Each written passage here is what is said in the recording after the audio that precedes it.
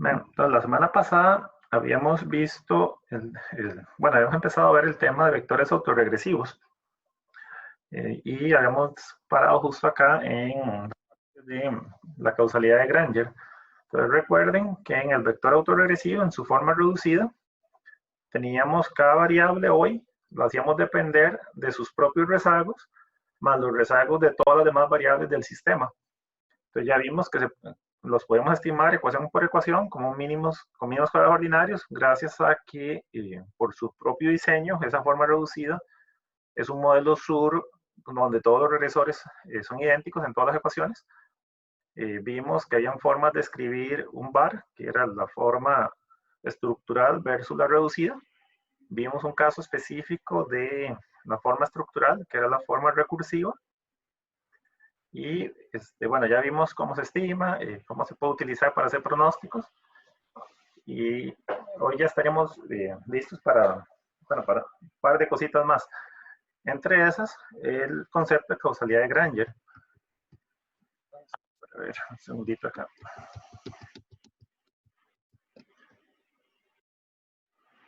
Entonces, ¿cuál es la gracia acá?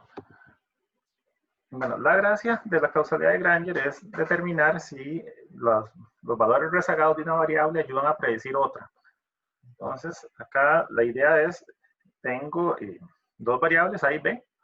Entonces, si yo veo que los rezagos de A no ayudan a predecir B, eso, lo que quiere decir eso es que entonces los coeficientes de esos rezagos de A en la ecuación de B, todos serían ceros, porque no están ayudando en nada. ¿Ok?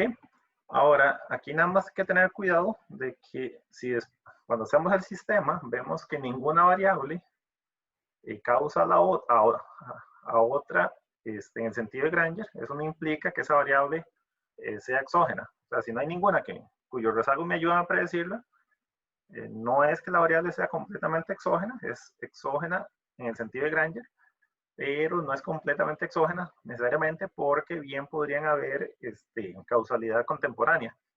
Entiéndase, a lo mejor los rezagos de precios ayudan a pronosticar cantidad, pero a lo mejor los rezagos de cantidad no ayudan a predecir precios, pero puede que la cantidad contemporánea sí me afecte el precio contemporáneo y en ese sentido no sería completamente exógeno.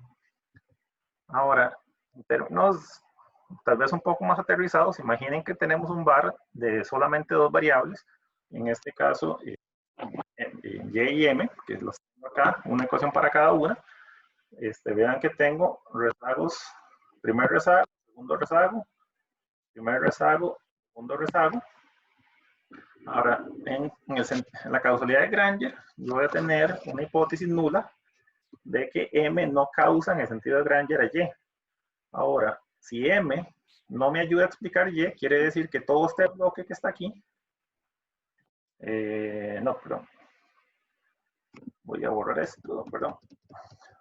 Entonces, quería decir, si M no ayuda a explicar Y, quiere decir que este pedazo que estoy enmarcando sería cero.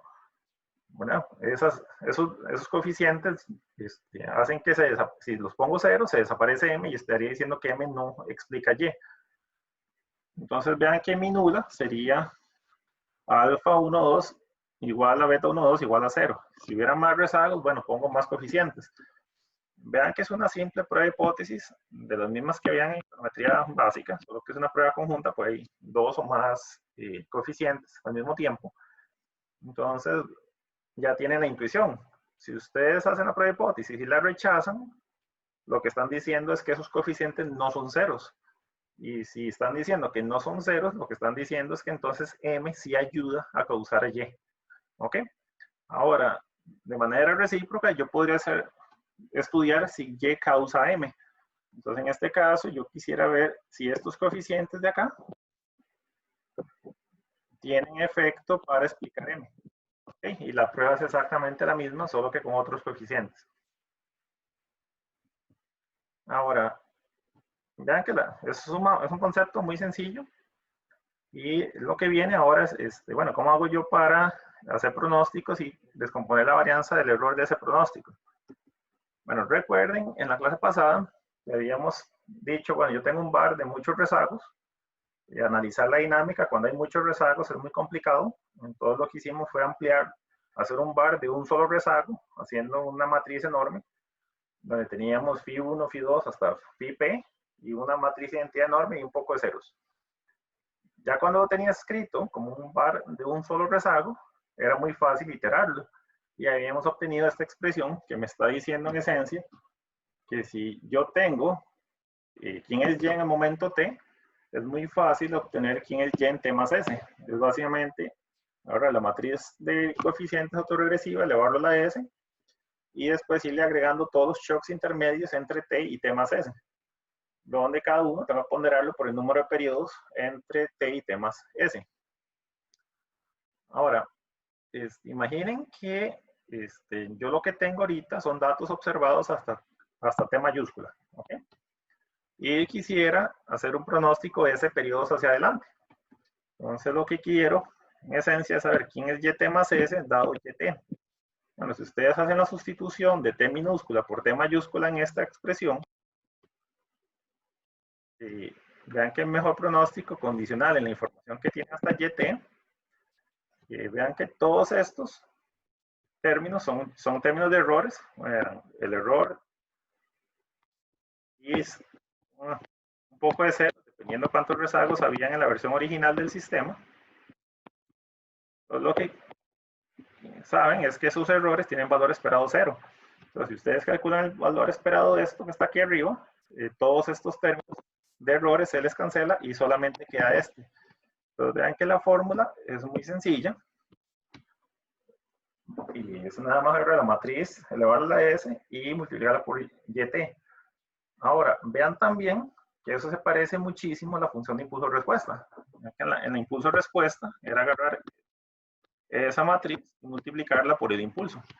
Entonces, la dinámica de ese pronóstico va a ser muy similar a la dinámica que tiene la función de impulso-respuesta, porque todo va a depender de qué pase con phi a la S conforme lo vaya elevando a exponentes cada vez más grandes. ¿Ok? Y lo que cambia es que mientras que el impulso-respuesta yo decido cuánto es el impulso, quién es esa V, le puedo dar un golpe a una variable o a otra, o dos variables en simultáneo. En el caso del pronóstico, yo no escojo V, lo que pongo es el valor del sistema en el último periodo que pude observar. Ahora, quiero que vean, que recuerden, que todo esto lo estoy haciendo con Y sombrero, no con Y corriente. Y ese sombrerito, lo que me indicaba, recuerden que es el verdadero valor menos su media de largo plazo. ¿Ok? Entonces, en esencia, lo que tengo acá es un pronóstico para la desviación con respecto al largo plazo, pero vean que es muy fácil obtener pronóstico de la serie misma, porque sería entonces que la esperanza de sombrero es Y menos la media, dado YT, y entonces phi a la S por YT menos mu. ¿Ok? Donde esa mu, hagan de cuenta que ya incluye todos los, bueno, ahí sí literalmente es el mu para cada uno de los rezagos. Es constante. Ahora, si se ponen a travesear esto un rato, vean que esto es lo mismo, que decir que el pronóstico para YT más S, dado YT, es igual a, vean que la esperanza de mu, como es una constante, es mu. Entonces sería mu más YT menos mu. O lo que es lo mismo. Identidad menos y a la S por mu más.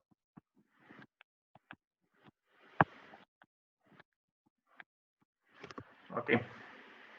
Ahora, vean lo que tengo acá. Cuando S es 0, bueno, estoy en el periodo, en el último periodo, y este es una T mayúscula, perdón.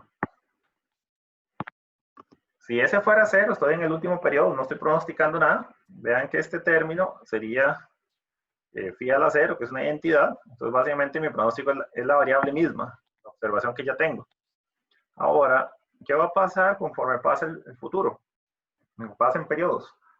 Vean que phi, para que este bar fuera estable, yo dije que todos los valores propios estaban dentro del ciclo unitario. Y eso lo que me decía era que si yo agarro la matriz y la iba elevando a potencias y a exponentes cada vez más grandes, la matriz misma se me iba haciendo más pequeña. Entonces vean que esto, conforme S se me hace más grande, se me aproxima a 0. Y esta matriz es la misma. Entonces vean que quiere decir que esta cosa completa, conforme S se hace más grande, converge entonces a la identidad. Entonces, vean que es muy fácil ver acá que mi pronóstico, conforme S sea más y más grande, va a ser básicamente la media de largo plazo del proceso. ¿Ok? Ahora, nada más un poquito acá de nomenclatura, bueno, nomenclatura no. Vean que, bueno, el hecho que yo pronostique un valor no significa necesariamente que la variable de verdad va a tener ese valor. O sea, no, tampoco era una bolita de cristal ahí infalible. Entonces, todos los pronósticos que hago van a estar condicionados o van a estar sujetos a un error. Ahora, si ven bien esto que está acá, mi pronóstico es este pedacito que está acá. Entonces, si yo le quito a esta variable lo que estoy pronosticando, que es esto, me va a quedar todo este término como error, que es lo que estoy escribiendo acá. ¿Okay? Entonces, vean que el error de pronóstico al final es una acumulación de todos los errores, de todos los shocks intermedios que va recibiendo el sistema. Ahora, de esta matriz, bueno, de esta expresión vamos a obtener su varianza acá mismo. Vean que dijimos que la varianza de esta cosa era omega. Entonces vean que si yo tengo matriz por un vector, la varianza va a ser eso mismo, pero haciendo un sándwich. Ahí está el sándwich. Y todos los demás hacen exactamente lo mismo. Entonces vean que acá tengo omega, omega, omega. Y lo que cambia es que el pan, por decirlo así, el sándwich cada vez se me hace más grueso. Porque lo que estoy haciendo es phi a un exponente más grande. ¿Ok? Pero de ahí en fuera, vean que la expresión es muy sencilla, no tiene mayor ciencia. Donde omega se refiere a la varianza del error reducido. ¿Ok? Ahora, bueno, esto ya lo vimos en la primera pasada, que en el largo plazo, en un bar, si este es mi pronóstico, me acuerdo que Y sombrero era la desviación con respecto a la media. Yo sé que el bar es estacionario, entonces necesariamente phi a la S converge a 0, conforme a S tiene infinito. Entonces vean que mi pronóstico a largo plazo es necesariamente 0. ¿Okay? Pues estoy diciendo que esto converge a 0. Ahora, pronosticar que la desviación con respecto a equilibrio es 0 es lo mismo que decir que la variable original converge a su equilibrio a largo plazo, que fue lo que desarrollé con más detenimiento en la filmina pasada. ¿Ok? Entonces, esto es algo que tienen que tener presente. Un bar nunca va a pronosticar ninguna cosa tan terriblemente exótica en el largo plazo. En el largo plazo, lo que va a pronosticar es el promedio de los datos. ¿Ok?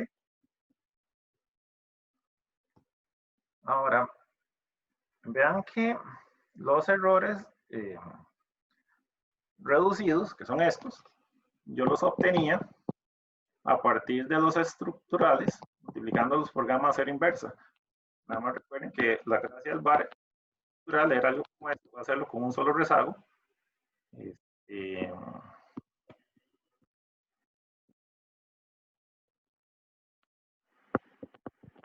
Si esto es el estructural, recuerden que el reducido nada más tengo que multiplicar todo por gamma cero inverso.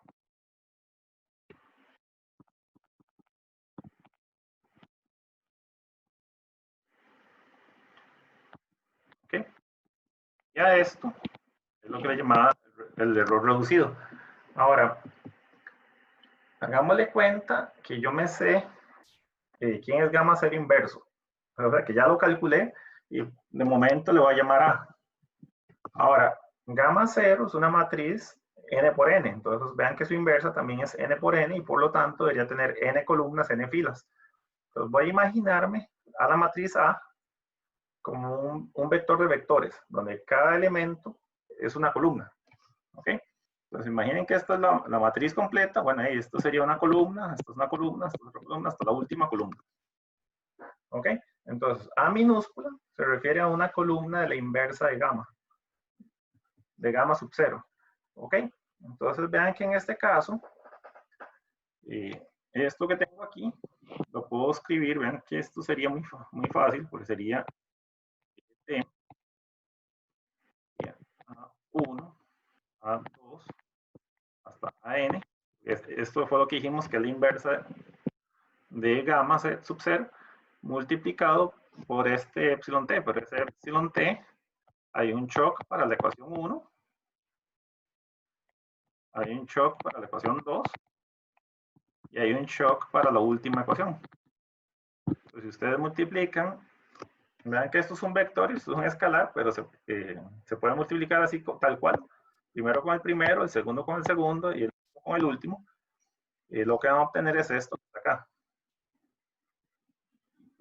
Ahora, si yo calculo la varianza de eso, bueno, vean que este es la matriz, ese es el error reducido. Su varianza covarianza, que por definición es esto que está aquí, le habíamos llamado omega anteriormente.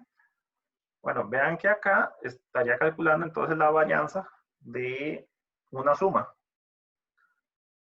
Si asumimos, y eso creo que ya lo habíamos hecho, de que los shocks de una ecuación no tienen nada que ver con los de la otra, y vean que esto está muy relacionado con el bar recursivo, que era donde asumíamos esto. Voy a asumir que los shocks estructurales no tienen nada que ver unos con otros. Entonces vean que esto es un vector columna por una variable aleatoria, otro vector columna por variable aleatoria. Bueno, lo que estoy diciendo es que esos épsilons individuales no tienen covarianza entre sí. ¿Ok? Entonces yo podría calcular la varianza de esa suma como la suma de las varianzas. Ahora, la varianza de un término individual, vean que sería A1 epsilon 1t.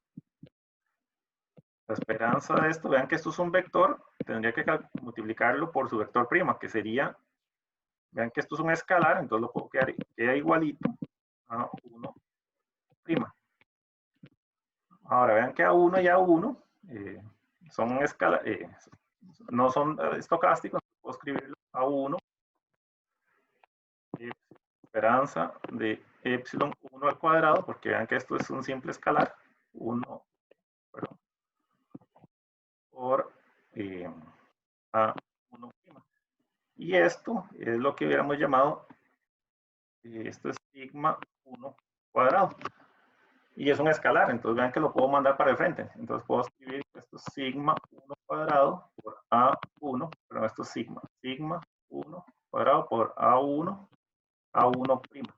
Bueno, todos los demás se hacen igual. Entonces vean que acá estoy diciendo que yo puedo escribir la varianza de mi sistema como una suma. Ahora, si lo ven bien, cada uno de los términos tiene la varianza de una ecuación veces una matriz cuadrada de rango 1. ¿Ok? Entonces, a esto es lo que se le llama la descomposición de la varianza del shock reducido. Entonces, lo estoy expresando como, bueno, si hay una varianza grande, hay un pedacito que es culpa de la ecuación 1, otro pedacito de la ecuación 2 y otro pedacito de la última ecuación. Ahora, lo que vamos a hacer ahora es esto. Recuerden que yo ya obtuve una expresión para la varianza del pronóstico. ¿Ok? Y está asociado con el error de pronóstico que tengo acá. Ahora, si me vengo para acá, bueno, ya descompuse omega. Entonces lo que vamos a hacer despuesito del ejemplo es sustituir ese omega con esta sumatoria. ¿Ok? Ahora, nada más para que vean que esta descomposición no es tan misteriosa como parece.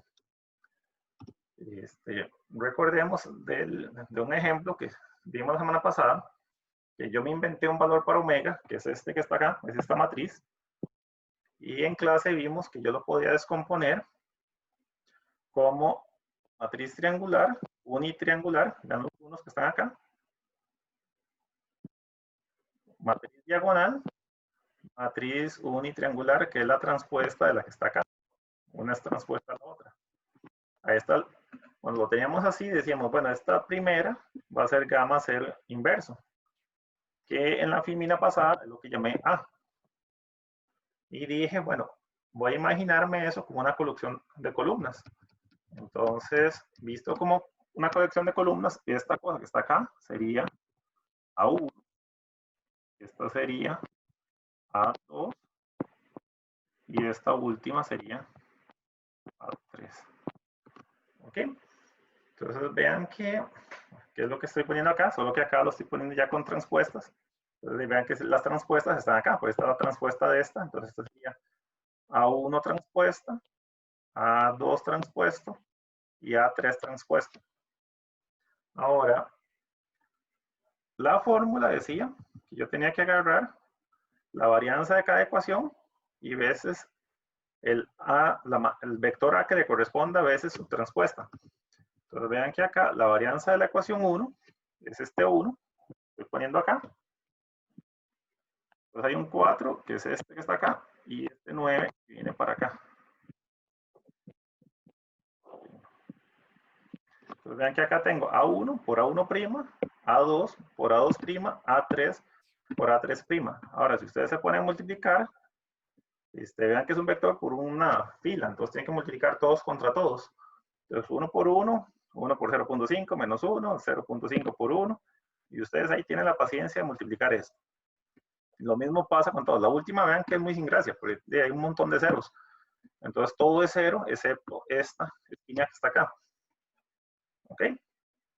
Ahora, vean bien esto y caen en la cuenta que, bueno, esta varianza original ya la expresé como una suma.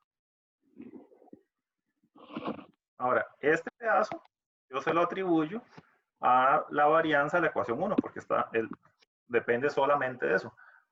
Este segundo término se lo atribuyo a la segunda ecuación y este tercero a la última ecuación.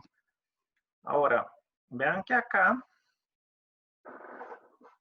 esa varianza-covarianza es la varianza-covarianza la forma reducida. Yo estoy diciendo que la tercera ecuación estructural solamente le aporta a la última de las variables. Bueno, vean que eso es por diseño. ¿Por qué? Porque yo mismo estoy imponiendo que la última columna sea 0, 0, 1, porque recuerden que la forma que yo construyo todo esto es definiendo esto como una matriz recursiva con unos en la diagonal. Entonces vean que necesariamente siempre la última columna va a ser 0, 0, 0, 1. ¿Ok? Entonces vean que en esto el orden en el que están esas variables es muy relevante. ¿Por qué? Pues yo pongo la variable de última, le estoy diciendo, no, usted solo le aporta, por lo menos en contemporáneo, a omega, en la varianza al último término, a la última variable, pero no las anteriores. ¿Ok? Mientras que la primera, como si tuvo el vector lleno de números, sí le aporta a todas las demás. ¿Ok? Entonces acá, en resumen, esta descomposición de varianza comparte con la impulso-respuesta el hecho de que las dos dependen de qué ordenamiento de Cholesky yo esté asumiendo para mi sistema. ¿Ok? Ahora, hace un ratito escribimos esto. Dije, bueno, omega la puedo componer como esa varianza. Y también dijimos, en unas cuantas filminas atrás, que la varianza de mi pronóstico, vean que tiene omega, omega, omega, omega. Bueno, se lo sustituyo acá y simplifico. Es muy fácil caer en la cuenta que voy a obtener esta expresión. Vean que al final, como todos los términos van a tener el sigma cuadrado j como factor común, entonces va a estar acá. Entonces vean que todo lo que está acá es determinístico. No hay nada que tenga que ver con una varianza de nada, son puros coeficientes. La varianza estructural entra por acá. Y lo que va pasando periodo tras periodo es que estoy agregando un nuevo término aquí al final. ¿Ok? Entonces, esto, ¿cómo lo uso? Bueno, esto me dice, cuando yo haga un pronóstico, yo sé que va a haber varianza hacia el futuro, porque yo no tengo una bola de cristal perfecta. Bueno, la gracia de este ejercicio es poderle atribuir un porcentaje de la incertidumbre a los shocks de una de las ecuaciones. ¿Ok?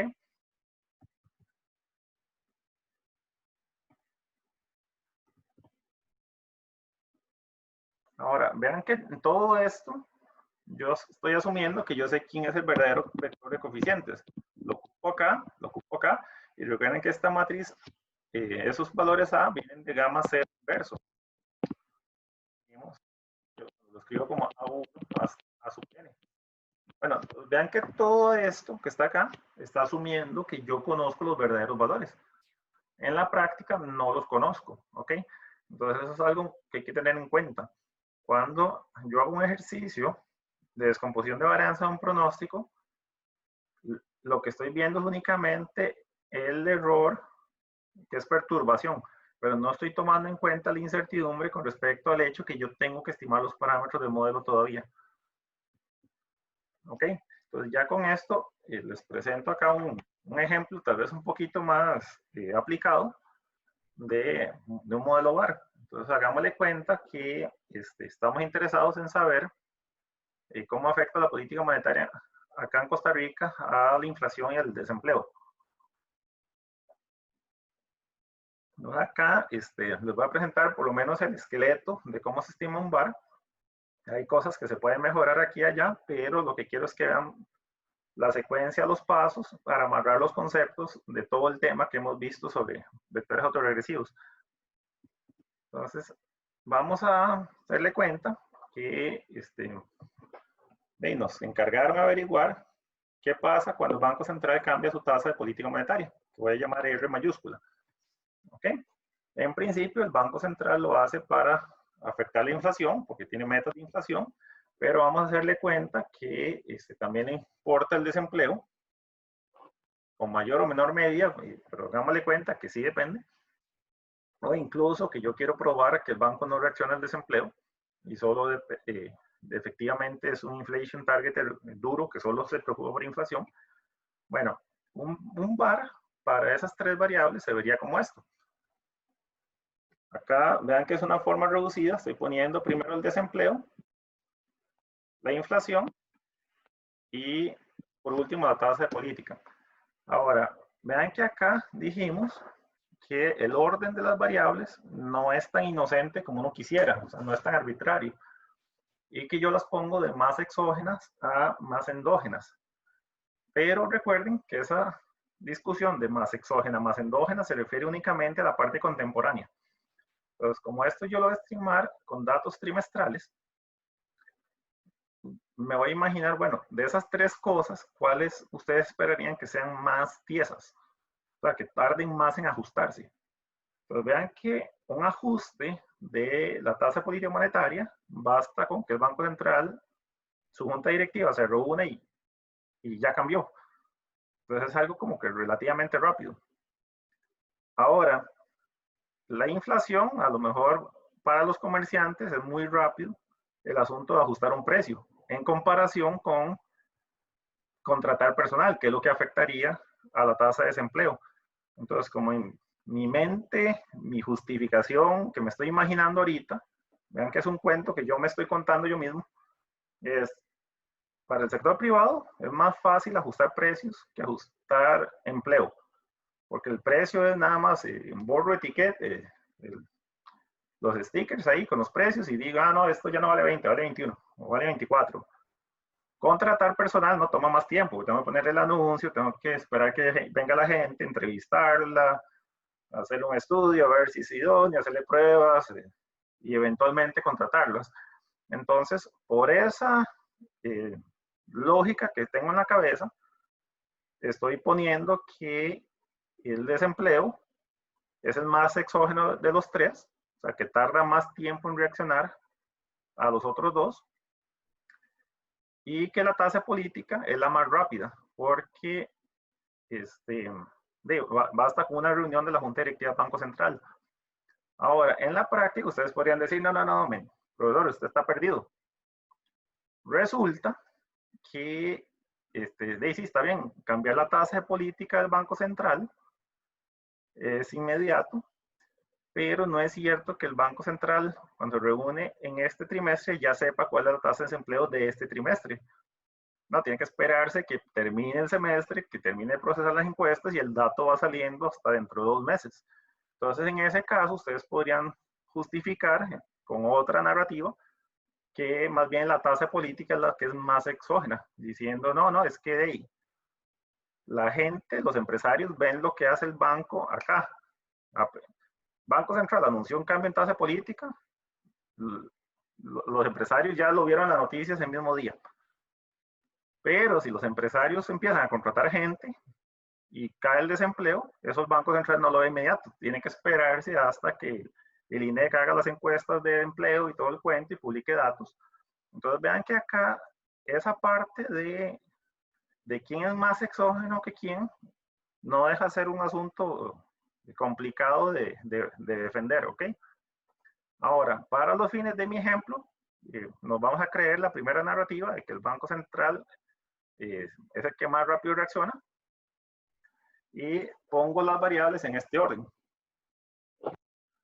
Ahora, vean que en el VAR teníamos un vector de interceptos, uno para cada ecuación, y tengo que poner matrices de rezagos de tamaño 3×3, 3 filas, ¿por qué? Porque tengo 3 ecuaciones, y 3 columnas, ¿por qué? Porque tengo 3 variables en el sistema, y acá, bueno, en particular voy a asumir P rezagos, ¿ok? Y al final voy a tener los shocks reducidos. Este sería un shock reducido al desempleo, un shock reducido a la inflación y un shock reducido a la tasa de política monetaria. ¿Ok? Ahora, me puse a buscar datos por ahí y la triste realidad es que nuestras series de desempleo son sumamente cortas, por lo menos trimestrales. Anuales hay datos más viejos, pero perdíamos más observaciones. Entonces, como esto es meramente para ilustrarlo, no me importa, pero vamos a hacerlo apenas con 39 datos trimestrales, ¿ok? Y son desde el 2010 hasta el 2020, el primer trimestre de este año. Y ahí hago un grafiquito de las 3 series para que vean más o menos por dónde andan las cosas. Recuerden que yo quisiera, para estimar un VAR, yo necesito que las cosas sean estacionarias, si no el VAR no va a ser estable.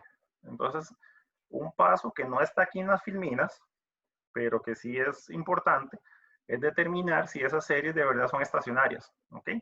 Ahora, para fines meramente de ilustrar el VAR como tal y no perdernos mucho por todos los tecnicismos, voy a hacer la única prueba de raíz unitaria sencilla que se me ocurre, que es a puro ojo decir, no veo tendencia ni para arriba ni para abajo, y voy a hacerle cuenta que sí son estacionarias, pero vean que esto, para hacerlo bien y que sea justificable el resultado, yo todavía tendría que hacer esas pruebas, ¿ok? Entonces vamos a darle cuenta que las hice y que a puro ojo, o con Dickey Fuller o KPSS, terminé con la idea de que las 3 series son I0s, o sea que son estacionarias. Entonces ya estaríamos listos para lo que viene. Bueno, vean que antes de ponerme a estimar nada, ya hice una escogencia, cuáles son las variables, hice una segunda escogencia, en qué orden iba a poner las variables, viene una tercera escogencia, cuántos rezagos ponerle a eso. Bueno, ya ustedes saben que eso se hace con criterios de información, la forma más rápida o más sencilla. Entonces vean que acá en particular tengo 1, 2, 3 criterios que me escogen 2 rezagos y el Schwartz, que necesariamente es el que menos es el que el más le duele meterle rezagos a las cosas, escoge solo 1. Ahora, en principio, bueno, al final de cuentas, ¿cuál de los 2 resultados debería usar? Ahora uno podría decir, bueno, es que son 3 contra 1, debería usar 2 rezagos. Igual, yo podría también pensar, me preocupa que tengo muy poquitos datos, como para andar estimando 2 rezagos, me quedo tranquilo con 1. ¿Ok? Entonces acá, uno o dos rezagos en la práctica ustedes lo van a poder defender. Lo que no van a poder defender es usar 0, 3 o 4 rezagos, porque esos 0, 3 o 4 no fue óptimo ningún criterio. ¿Ok? Ahora, idealmente, yo lo que haría es hacerlo tal vez con un rezago y ver los residuos y a ver si son ruido blanco. Si son ruido blanco, no hace falta el segundo rezago. Pero recuerden la lógica de por qué, de dónde paro poniendo rezagos. La gracia no es tan automático como nada más, pues que acá hay que dijo que usara 4 o 3. Aquí la gracia es que yo quiero usar el mínimo posible para que los residuos del bar sean ruido blanco. En el sentido de que ya no hay nada más de información de la dinámica del sistema que esté metida en esos residuos. ¿Ok? Ahora, para fines ilustrativos, me va a quedar con el BIC y voy a estimar esto con un solo rezago. Ok, bueno, estimo las ecuaciones. Esto, ustedes se van a dar cuenta cuando empiecen a ver trabajos publicados de gente que estimó un bar de algo, raramente van a ver esta tabla. ¿Ok? No es usual esto de andar publicando los coeficientes mismos por la sencilla razón de que son muy difíciles de interpretar. Vean que si yo quisiera saber si la tasa de política monetaria afecta al desempleo, yo me podría ver muy tentado de irme directamente a la ecuación de desempleo y buscar el coeficiente de la tasa de política monetaria que está acá. Y decir, bueno, mire, el 5% parece que sí es significativo. Pero yo sé que acá tengo rezagos de todo el mundo, entonces podría darse el caso de que yo me encuentro que esto no es significativo, pero a lo mejor la tasa de política afecta a la inflación y la inflación después, un periodo después, afecta al desempleo. Entonces, como tengo que ver todas esas dependencias intertemporales, me volvería loco haciéndolo a partir de los coeficientes mismos. Por eso es que nadie le da por publicar esta parte como tal. Ahora, lo otro que les mostré aquí abajo es la matriz de correlación de los residuos. Vean que de esa correlación depende en gran medida la matriz de Cholesky, que va a determinar los impulsos respuesta. ¿Ok? Ahora, en este caso en particular, vean que lo que está fuera de la diagonal son números muy pequeños. Tal vez con excepción de este que está por acá. Pero el resto son prácticamente ceros. Como son prácticamente ceros, eso me está sugiriendo que a lo mejor en qué orden la descomponga no va a ser tan importante porque no tengo tanta correlación entre los residuos de una y otra regresión. Eso lo vamos a confirmar cuando veamos los impulsos respuesta. Ahora, bueno, algo que ya tengo el sistema estimado, ahora digo yo, bueno, quiero saber las pruebas de Granger, a ver quién explica a quién. Bueno, me dio muy feo. Vean que las pruebas interesantes son las que están fuera de la diagonal, porque las que están en la diagonal es que una variable se explica a sí misma. Bueno, que eso tiene un mérito y me va a ayudar. Me está diciendo que el desempleo, y al menos acá, el desempleo sí explica el desempleo. Pero un rezago de la inflación, o los rezagos de la inflación, aquí digo que uno, por eso lo usé uno, pero si hubieran sido dos, serían todos los rezagos en conjunto. Tengo la hipótesis de que son ceros en la ecuación de inflación. Como este valor P, estos son valores P, está muy por arriba del 5%, estoy tomando como un valor ahí arbitrario para mi significancia, no puedo rechazar que de verdad sean ceros. Entonces, como no puedo rechazar que sean ceros, no tengo evidencia suficiente para decir que la inflación causa desempleo en el sentido de Granger. ¿Ok? Y acá de interés podría ser, por ejemplo, esto. Quiero saber si la tasa de política monetaria con rezagos ayuda a explicar la inflación.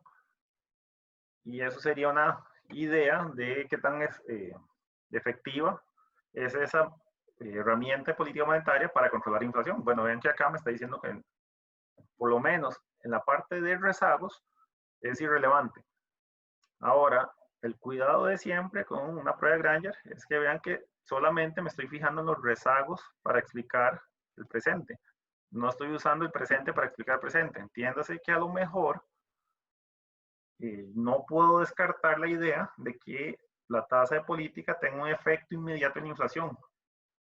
¿Ok? En cuyo caso sí sería un instrumento bastante fuerte. Pero con rezagos, no. Al menos aquí la sugerencia de estos números me está diciendo, no, vea, tasa política no me va a afectar la inflación de mañana. O sea, lo que pase hoy con tasa política monetaria no me afecta ni la inflación de mañana y tal vez ahí más o menos al 5%. Puede que tenga un efecto sobre el desempleo. Pero no tengo idea con estas pruebas si esa tasa de política está afectando a la inflación y al desempleo en este mismo trimestre, ¿ok? Ahora, las impulsos de respuesta están con el orden, bueno, acá son unitarias. Entonces vean que acá, ¿cómo sé que son impulsos de respuestas unitarios? Bueno, muy sencillo, vean que los impulsos que están en la diagonal, vean que acá estoy graficando todos contra todos, vean que estos salen de 1 y todos los demás salen de ceros. Son los impulsos unitarios. Ahora, interesante acá es ver, por ejemplo, esta columna. Vean que acá, la gracia acá es R, flecha U, es un impulso en R, la respuesta que veo en U, ¿ok? O más coloquialmente, R le da una patada a el desempleo. Bueno, vean que cuando aumenta R en una unidad, que es lo que está acá, esto sale de 0 por diseño. ¿Por qué? Porque yo lo estoy haciendo el propio como un impulso 1, 0, 0. Entonces, este valor que sea 0 no es que tenga evidencia fuerte de que la tasa de política no afecta la inflación contemporánea, pues yo mismo lo estoy imponiendo ahí. Ahora, conforme pasa el tiempo, vean que esto lo que me está diciendo es que si el Banco Central sube la tasa de política monetaria, lo cual es una política restrictiva, la tasa de desempleo va a empezar a subir hasta un máximo de acá, más o menos, que puede ser, no sé, unos 3 trimestres, ¿ok? Entonces, por lo menos esto, por lo menos guarda cierta lógica o consistencia teórica con lo que veíamos en el modelo ISLM. Política monetaria restrictiva, me contrae el producto, me aumenta el desempleo. Ahora, Colin, otra cosa, bueno, antes de salir corriendo con la felicidad de que ya tenemos un resultado, bueno, recuerden que la impulso-respuesta teórica es una herramienta muy válida, pero para hacerla yo necesito saber los verdaderos coeficientes del sistema y yo no los conozco. Lo que hice fue estimarlos, ¿ok? Entonces, así como mis valores estimados tienen una varianza, porque son estimados, la función impulso-respuesta calculada a partir de valores estimados es una estimación del impulso-respuesta, no es el verdadero impulso-respuesta. Entonces, al ser una estimación, también admite intervalos de confianza. Entonces, esto lo voy a leer así. Para que un momento en el tiempo, por ejemplo, 2 periodos, que es esta línea blanca, vean que acá, desde la raya baja hasta la alta, esas líneas punteadas, lo que me están indicando es un intervalo de confianza. Como el 0 está casi que fuera de ese intervalo, vean que el 0 es el eje horizontal, lo que interpreto ahí es que parece que sí es una respuesta significativa. ¿De acuerdo? Ahora, recuerden que en esto el impulso está calculado como Y sombrero phi a la H, donde H es el horizonte, veces el impulso. Entonces, recuerden que Y sombrero es Y menos mu. Entonces, ¿cómo leo esto? Me está diciendo qué tan desviado estoy del equilibrio. ¿Ok? Entonces, un valor de 0, es decir, que Y es igual a mu, es decir, que ya estoy otra vez en equilibrio. Entonces, esto ya me está diciendo, bueno, vea, parece que si yo le doy un golpe a la inflación, a la tasa de política monetaria, el Banco Central viene y la sube en un punto, el desempleo va a aumentar, casi que es 0.4 puntos. al cabo de unos 2 a 3 trimestres. Después de unos 2 años y medio, que son 10 trimestres, vean que esta línea está prácticamente otra vez en cero. ¿Ok? Bueno, esto es algo que tiene que suceder sí o sí en un bar estacionario. Como es estacionario, no pueden haber desviaciones permanentes con respecto al equilibrio, porque si no, no sería estacionario. ¿Ok? Entonces yo tendría que ver que todas las líneas azules vuelven otra vez a cero eventualmente. Ahora, no sé, otra acá de interés. Bueno, aquí vean la respuesta de la inflación a un shock de tasa de política no es significativa. Vean que se abre completamente hacia abajo y esta otra hacia arriba. Entonces, en todo momento está clarito que el eje cero está fuera de los intervalos, está dentro de los intervalos, perdón. Por lo tanto, no parece haber una respuesta significativa de la inflación a la tasa de política. ¿Ok? Entonces, un resultado ahí medio curioso, ¿ok? Ahora, lo que vimos en la línea pasada es el impulso unitario. En el impulso unitario era 100, 010 y 001. Los otros impulsos que veíamos eran los ortogonales, que era a partir de la descomposición de Cholesky. Recuerden que yo les dije que la respuesta va a depender de qué orden le dé yo a las variables. Ahora, cuando lo estimamos, vimos que la covarianza de U con respecto a inflación de tasa era prácticamente cero. Y si había alguna covarianza entre los residuos de la inflación con los de la tasa de política monetaria. Entonces, como hay tanto cero ahí, eso me sugiere que el ordenamiento tal vez no es tan terriblemente importante, pero así hay una correlación muy distinta de cero. Entonces, en este gráfico, vean que yo tengo tres variables.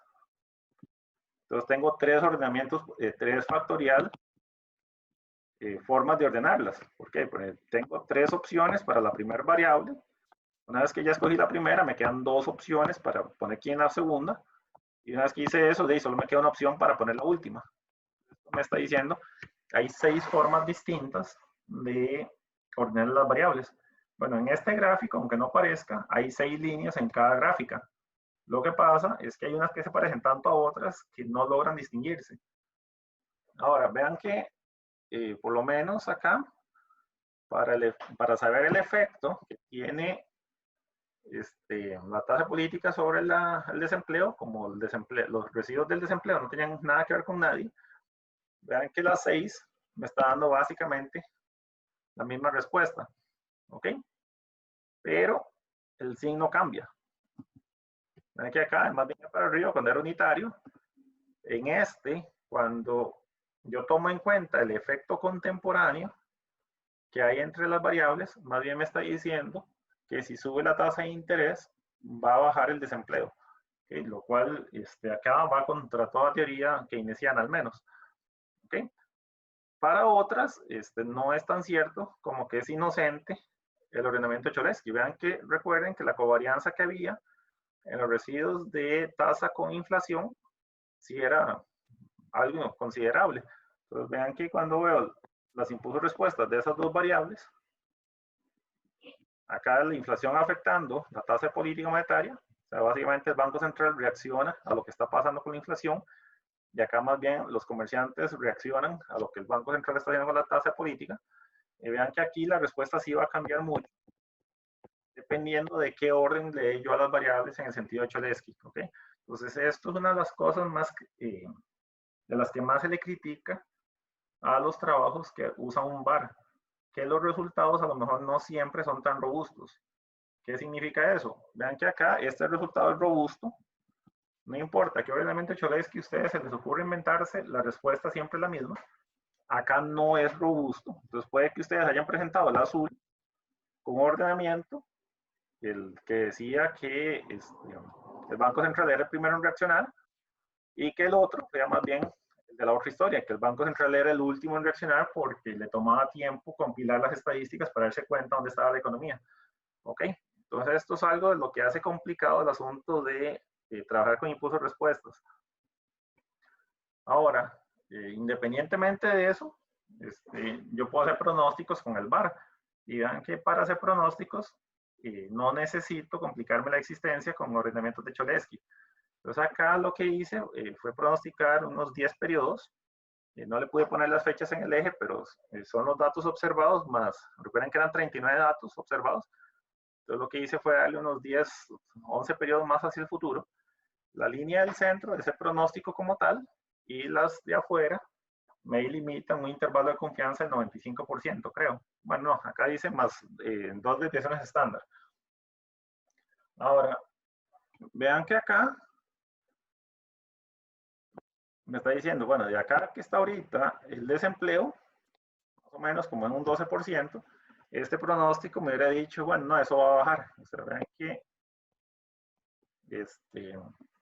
el modelo como tal, vean que lo estimé con datos hasta el primer trimestre de este año, no tiene efecto, no tiene muy clarito que se vino la crisis del COVID y que posiblemente lo que pasó en la realidad fue que esto se fue más para allá.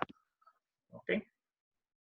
Ahora, el pronóstico de inflación me está diciendo, bueno, que va a converger hacia un equilibrio acá, un poquito por debajo del 2%, y la tasa de política monetaria está pronosticando que eventualmente va a subir y que colocarse alrededor del 3%. ¿Ok? Ese es el pronóstico que está haciendo el VAR. Y esto es la descomposición de la varianza. Entonces, recuerden que esa descomposición depende del ordenamiento de Cholesky que yo haya hecho. En este, tal como lo estimé, están en este orden. Entonces, como U es la más exógena, vean que, y eso lo ven acá en la primera variable, en la primera columna, por U ser la más exógena, entonces toda su varianza depende de sí misma porque es la más exógena. Ahora, conforme pasa el tiempo, me está diciendo más o menos que 80% de la incertidumbre que yo tengo para pronosticar la inflación se debe a la ecuación de inflación misma. Acá, este otro tono poco más claro, es que no encontré la forma de ponerlos a colores, para la inflación me está diciendo, bueno, aquí ven un toquecito negro mínimo, que es lo que explica el desempleo a la inflación. Este pedacito chiquitito es lo que explicaría la tasa de política monetaria. Entonces eso me está diciendo que parece que en el largo plazo la dificultad que yo tenga para pronosticar la inflación viene de la inflación misma. ¿Ok? Ahora, es un resultado, si se quiere, interesante porque hay, o hubo al menos un dilema en Estados Unidos en su momento, cuando se alegaba que, bueno, que a lo mejor el ciclo económico no era tanto por shocks propios, sino porque la política monetaria, lejos de estabilizar la economía, la hacía más inestable. Bueno, si la política monetaria hiciera la economía más inestable, yo vería los residuos de la ecuación de política monetaria como que tuvieran un poder explicativo enorme para la varianza de las series. Bueno, pero acá lo que estoy viendo es que es muy pequeñita. Entonces, por lo menos para este ejercicio, no parece ser el caso que la política monetaria sea desestabilizadora, por decirlo de alguna forma. Y acá la última ya me está diciendo la volatilidad más bien de la tasa de política. Bueno, me está diciendo que parece que si yo quisiera pronosticar la tasa de política, mucho anda por su propia dinámica, pero buena parte tiene que ver con la incertidumbre que hay con respecto a la inflación. ¿Ok? Entonces, como el Banco Central, según este ejercicio, parece indicar que como el Banco Central responde a lo que le pasa a la inflación, entonces buena parte de la incertidumbre que yo podría tener para saber cuál va a ser la tasa política después está originada en shocks de la inflación misma. ¿Ok? Y con eso terminaríamos el tema de los vectores autorregresivos. Entonces, no sé si tendrán alguna duda hasta